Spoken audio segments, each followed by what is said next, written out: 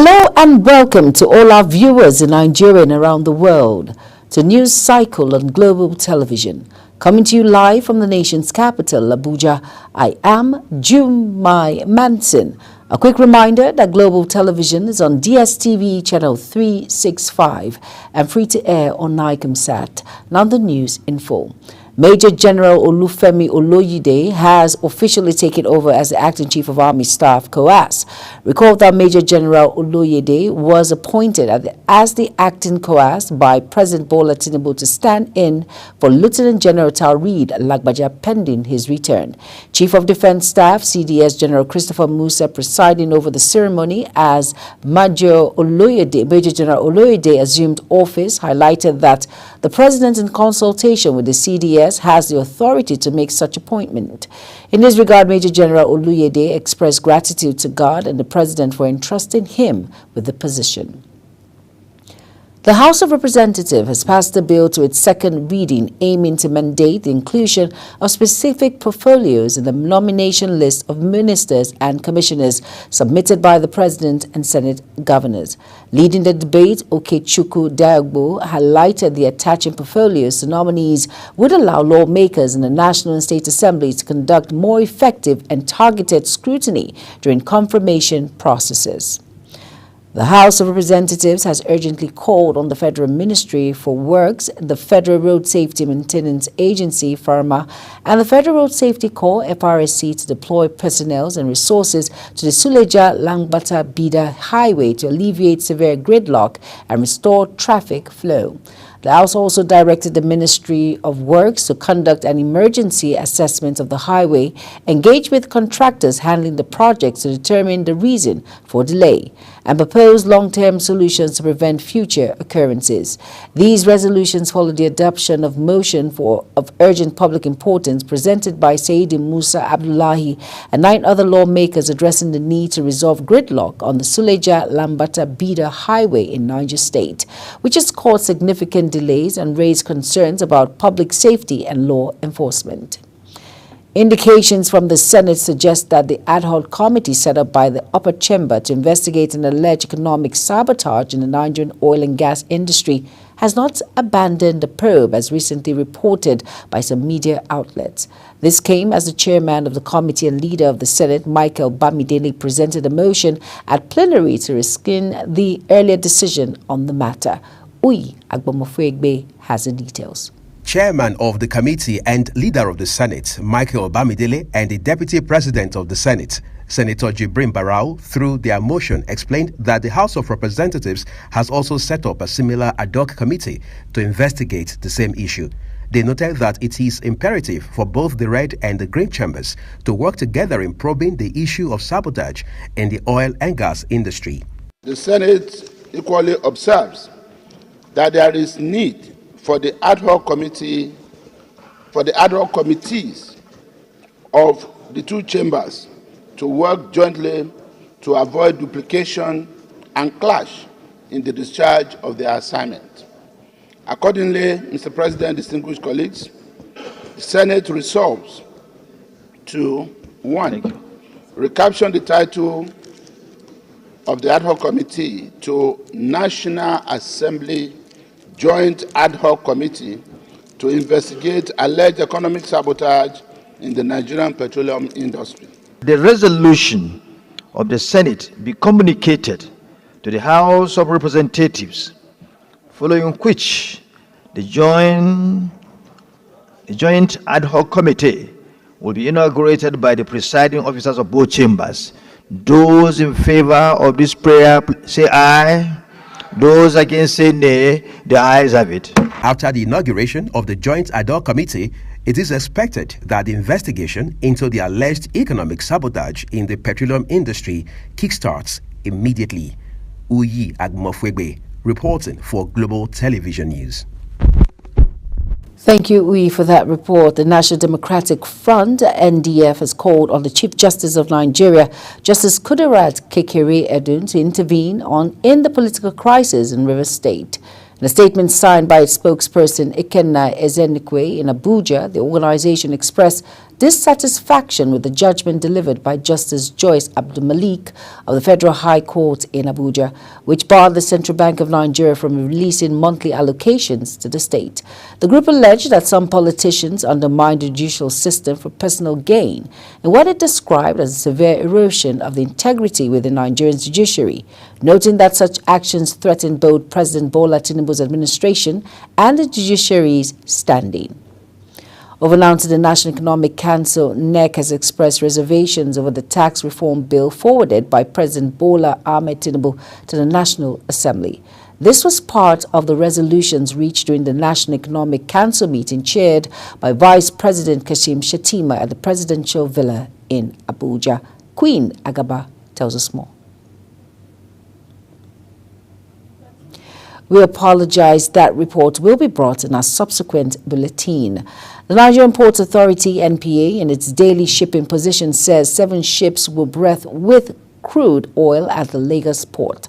The authority stressed that 7 vessels out of the 9 expected would berth diesel, crude oil, block oil, petrol, and aviation fuel, with the remaining 2 vessels will berth with containers carrying different goods. Now on to Governor Hope Uzodinma has received the remains of an elder statesman, late Chief Emmanuel Anyanwu, the 11th President General of Aheneze Indigbo, a social-cultural group at the Imo Government House, Owerri, Imo State capital, as he journeyed to his final resting.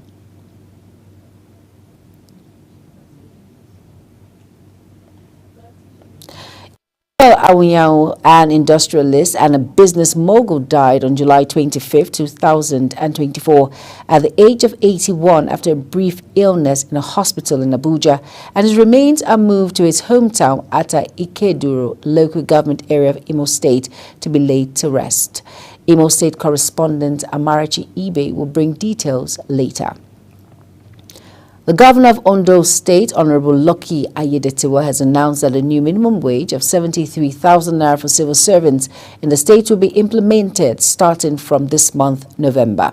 The governor made this declaration during the 2024 Public Service Week celebration, an event marked with a fitness walk aimed at promoting the health and well-being of public workers.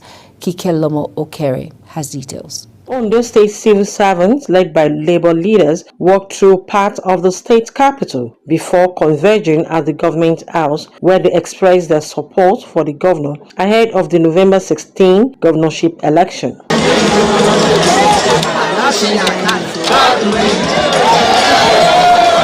In his address to the workers, Governor Ayedatiwa emphasized that the welfare of the civil servants will continue to be a priority of his administration. He says the minimum wage is a testament to his administration focus on improving the quality of life for the state workforce. The governor added that a committee was set up to work out the implementation structure of the minimum wage, which has been concluded and will be given necessary approval for payment. What I believe should be done, that these people that we regard as the engine room of any government, they need to be taken care of. They need to be motivated. They need to be trained to be able to do better. Position that I've taken that the civil service as engine room of government should be well taken. Ondo State Head of Service Bayo Philip praised Governor Ayedatiwa for creating a conducive environment for the civil servants in the state. He noted the administration's commitment to prompt salary payment, regular promotions, leave bonus, and consistent disbursement of pension allowance and gratuities. It's all for us next year. This will challenge us to work more, to be prompt, for us to deliver excellently on our beats, and for us to be very, very patriotic to this government, particularly in area of revenue generation and management. The state chairman, Trade Union Congress, Comrade Clement Fatuashi, expressed confidence in Governor Ayedatiwa's continued support for civil servants and assured the governor that the civil servants will proudly come out en masse on November 17 to celebrate his victory. All of those state workers are for you. Sir, call us politicians in Sao. And I don't belong to any government in power that is not doing good for us. The governor further assures the civil servant that if elected, he will surpass his current achievements, pledging to break his own record by delivering even more for the workforce. The governor further expressed appreciation for the show of solidarity and reminded them of his shared identity as the #1 public servant in the state. From Akure, Kike Lomo Okeri, Global Television News. Members of Kogi State House of Assembly have decried the illicit intake of hard drugs by some youths in the state. In a motion of urgent public importance moved on the floor of the Assembly, the member representing Lokoja constituency, Bin Tijani, called for the establishment of a rehabilitation center to cater to the needs of victims of abuse such as drugs, rape, and other mental challenges. He noted that this has led to the death of many youths in the state. While lamenting the increase of drug abuse and other social vices in Lokoja and other parts of the state, the lawmaker stated that besides drug abuse, rape and gender-based violence are prevalent and have also caused significant trauma for victims. He lamented that Kogi State has no rehabilitation center to cater to such victims, which has led many to resort to unprofessional caregivers.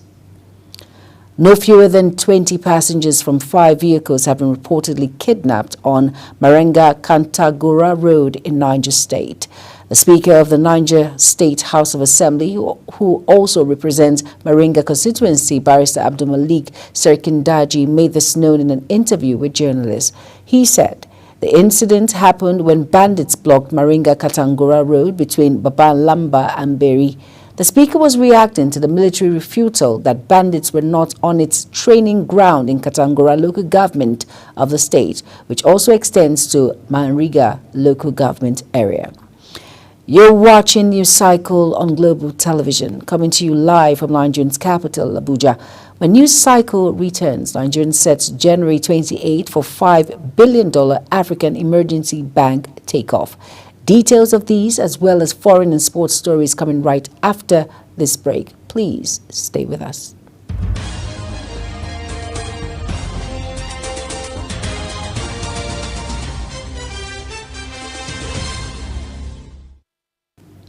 You're welcome back, and if you're just tuning in, this is News Cycle on Global Television. The 36 state governors of the Federation have unilaterally demanded the immediate withdrawal of the National Tax Reform Bill, delivering a significant strategic blow to the comprehensive effort undertaken by Taiwo Oyedele-led Presidential Fiscal Policy and Tax Reforms Committee. The governor, speaking during the National Economic Council, asked President Bola Tinubu to withdraw the reform bill from the National Assembly of more comprehensive consultations. Oyo State Governor Seyi Makinde announced this as part of resolutions reached at the Council's 144th meeting chaired by Vice President Kashim Shettima at the State House, Abuja. The Nigerian government has set January 28, 2025 as the deadline for the operationalization of $5 billion African Energy Bank in Abuja, which is aimed at bridging financing gaps in the continent's oil and gas industry. A Nigerian delegation led by the Permanent Secretary in the Ministry of Petroleum Resources, Nicholas Ella, at the African Petroleum Producers Organization, made a disclosure at the 19th Executive Board meeting of the organization in Yaoundé, Cameroon. According to a statement issued by the ministry, Ella reiterated Nigeria's commitment to the ideals of the organization and immediate setting up of the emergency bank in Abuja. Nigeria won the hosting right for the establishment of the African Energy Bank headquarters in July 2024, after it competed with Ghana, Algeria, South Africa, and Benin Republic.